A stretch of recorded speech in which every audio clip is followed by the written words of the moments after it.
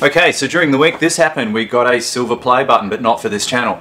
You will notice that we've only got 33,000 subscribers and you need 100,000 subscribers to do that. That is for a channel called eFit30, which is also a channel that I run, and you'll be pleased to learn I'm not in it. It's full of people who actually know something about fitness, and it's mainly targeted at women. And if I ever ask Thomas to help me film those videos, which he does occasionally, he does it under much protest. So anyway, today we're going to have a bit of a look around a shed. I get lots of questions all through the week from you guys about a whole pile of different things, and I've just built a new shed. You may have seen some of that stuff on our Instagram posts. But our old shed a couple of years ago burnt down. We had a lithium polymer fire. I did some videos about that and it was very unfortunate and very scary. So consequently we finally got around to building a new shed. So I'm just going to show you some things, a couple of tips and tricks about all sorts of things. Anything from filming to what you need to get up and going in the hobby. And a couple of guys have said, even guys that are friends of Tom's that have come in here and had a bit of a look around going, you should do a shed video. So here it is, shed video. StupidFastRC. Thing about RC is it's going to break. It doesn't matter whether it's cheap stuff or good Traxxas gear, HPI gear, whatever. You're going to need to repair it at some point. In fact, as I show you around the shed, you'll see that most of our stuff is broken. But what you are going to need is a lot of spare parts. Now, I don't know, bolts and nuts, all sorts of stuff. We have a lot of stuff because we've been doing this for a long time. One of the things you're going to need is a clean bench. You're going to be able to find your nuts and bolts. One of the big things that I found was a problem before was nuts roll over the end of the bench and under the floor, so you can't find them. So I've actually built this bench right up to the wall. Nothing can slide out the back. It doesn't have a lip on the front, and it is incredibly clean because it's actually a whiteboard. Whiteboards are cheap. You are going to need some way to cut them to size if that's what you're going to do, and they make a really good bench. When I'm actually running cars, I put a cover over this, but to actually do filming, you'll see that the colour or the white background is awesome for actually filming. So we haven't had this very long, but it certainly is a good way to go. These are a couple of our Jatos that we're working on at the moment. You'll see they don't have standard tyres on the back of them. That is mainly because these cars chew through tyres like there's no tomorrow, and we've been putting all sorts of cheap stuff on it and trying different tyres to see what they're like. A lot of this stuff is about experimenting. Guys say to me online all the time, oh, what can I do to mod this car? Well, give it a go. Give it a go, see what happens. As long as it doesn't rip itself apart, you know, it's worked. Unfortunately, in this case, one of these gearboxes has been ripped apart, and it didn't go so well. Okay, so you're going to end up with a lot of spares. Now, we've got a lot of tyres, just from doing things over time. If you get an old car, don't just throw it out. Now, to get spares, you'll probably need to go online. And we use this computer to order our parts online, look things up, get manuals, all that sort of stuff. So it's pretty good to have a computer nearby, or if you don't have a computer, you can, I've got the iPad as well. So either way, you need some way of looking stuff up online. Now, having somewhere to store your cars is really important. There's a whole bunch of ways of doing this. This is a cluster of 3 filing cabinets that we spray painted, and as you can see, we sprayed them all separately, but generally what I try to do is keep all the gear together that belongs to a particular car. So, you know, if I've got spare parts that relate to that car, then they can all go in one drawer. And filing cabinets are a really good way to do that. Of course, most cars will fit, but once you get up to a 1/5 scale car, oh, that one won't open. Once you get up to, you see our drones fit in there nicely. These are actually, you know, that's a full-size car. You can even get a Traxxas Slash into one of those drawers. So, you know, that's a standard filing cabinet drawer, and that's a really good way to store your car. So our nitros, which are a little bit bigger, we've stuck into much bigger cabinets. Each car, once again, has its own shelf, and all the gear that goes with that car stays on that shelf with it. So we don't spend a lot of time looking around for stuff. It's pretty much all there. If it's running and it's not spare parts, it's going to be in the cupboard with the right gear. Highly recommend that. Probably shouldn't be storing fuel there with it. You may want to even keep some things in their original boxes. The problem with that is that the boxes get a bit tatty after a while. It kind of depends what it is and you know, how good you are at keeping your stuff together.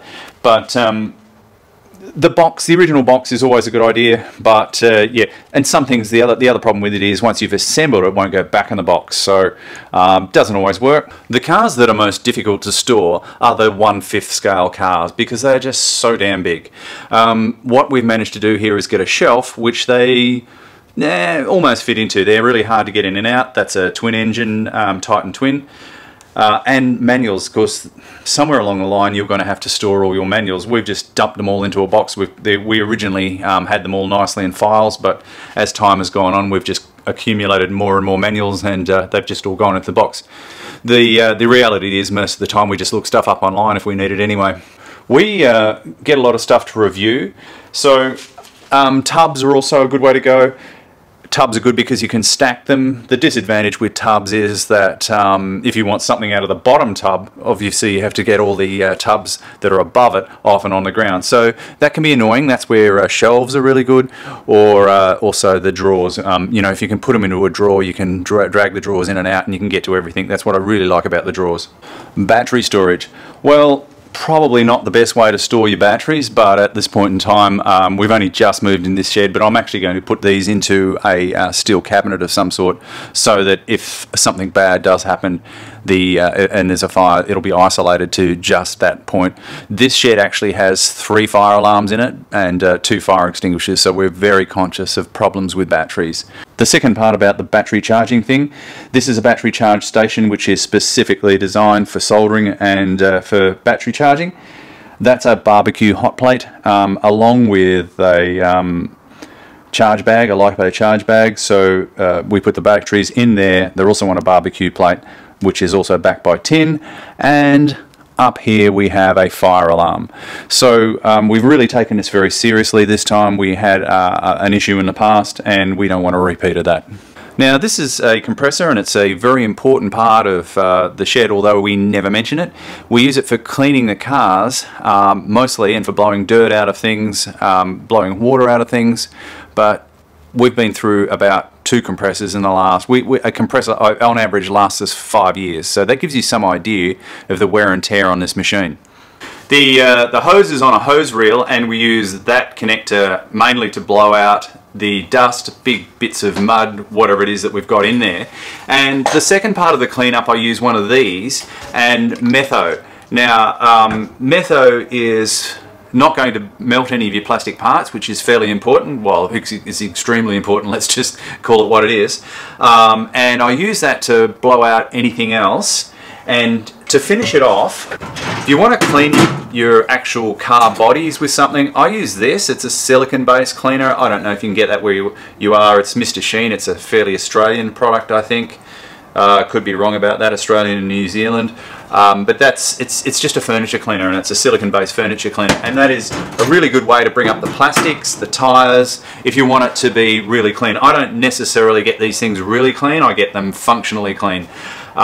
Because we don't actually have any shelf queens here apart from the boat. But things that don't sit around and to look good, they're not here to do that. They're here to be used. And so mechanically they've got to be right. They've got to be clean enough to work, but we don't necessarily shine them, if you like. Put the metho on the electronics, but it just needs to be off. I haven't had any problems with that. I've been using metho for a long time. A lot of guys say, oh look, I use petrol.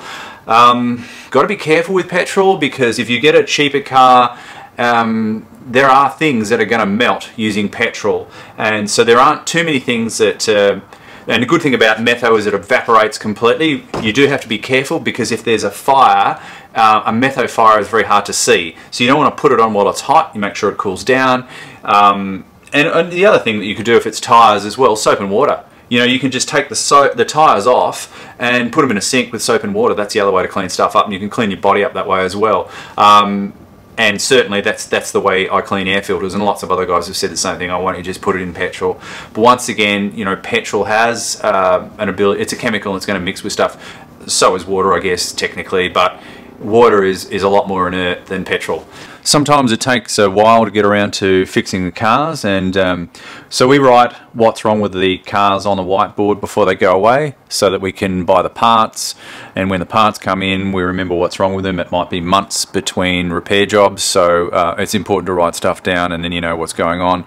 Otherwise you might come back and you forget what was wrong with the car. Last time you took it out could have had a flat spot, something might have gone wrong, so as soon as we come back we write it on the whiteboard. Here's another dusty half-finished boat project where we were putting rockets on the back of this boat. You may have seen it. We had a couple of goes at it in the water. It wasn't all that straightforward. You've got to keep the rockets dry. You've got to find some way of igniting them, extra batteries to make sure that they all fire off at the same time, getting the loads right on the power, and you know, keeping it safe as possible all at the same time. So you know, some parts have come in that we've ordered. We gave it a couple of trials. We ordered different parts, realizing that there were issues with it. You know, water pumps to actually, well, that's a fuel pump, but pumps to actually keep the water going through the engine in case something goes wrong and it stops out in the middle of the lake, all sorts of things. So you know, there's always lots of little projects that are going on in the background that we're working on. This is a project that you may have seen in some previous videos. It's an Offner Titan Twin. Now, it's a twin nitro. Nitros, of course, have lost quite a bit of their popularity due to the introduction of, well, electricity, dare I say it. LiPo-driven cars are, you know, certainly definitely taken over. They're a lot easier to use. It's a lot cleaner. It's just the degree of difficulty of getting a LiPo car up and running is just a lot easier than this. This was interesting because I built it from scratch, pretty much. I built it from spare parts, and they don't make these cars anymore, and I really wanted to make one. Basically what I had to do was get the instructions of how it all fitted together, and then slowly but surely piece together the parts on eBay. It took me probably about 1.5 years to find everything. Quite a few of the parts aren't the parts that are supposed to go with it, and I've had to substitute a few things in here and there because I just couldn't get them. Once I managed to get the chassis, the rest of it really started to fall into place very quickly. After that, things were pretty stock standard. But it was really, once I got the chassis, and I ended up managing to get a couple of sets of wheels online. These wheels are fairly rare. At this point in time, this is probably the closest thing I've got to a shelf queen. It doesn't get out very much, but yeah, definitely hoping to use it in some videos next year. Okay, so that's the quick tour of the shed. Hope you enjoyed that. If there's something that you want to see in videos that are coming up, let us know in the comments below. It's possible for us to do it. We'll give it a go. All right, see you next time with StupidFastRC. Hey, don't forget to subscribe and watch these crazy videos too. StupidFastRC.